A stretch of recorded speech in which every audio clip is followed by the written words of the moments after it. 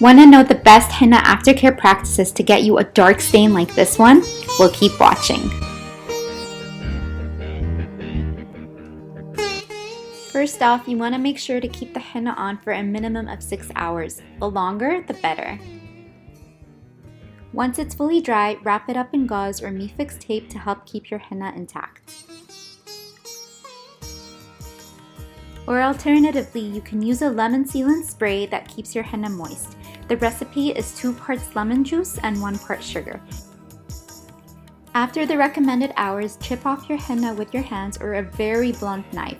Do not wash it off with water because it will interrupt the oxidation process.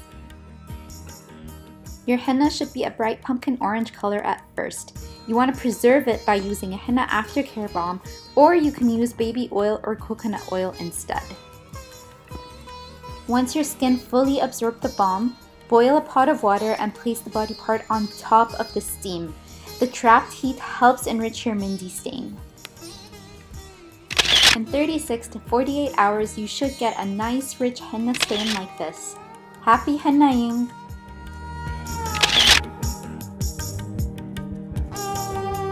Hey guys, if you like this henna video, be sure to subscribe where I get to release weekly henna videos every single Thursday.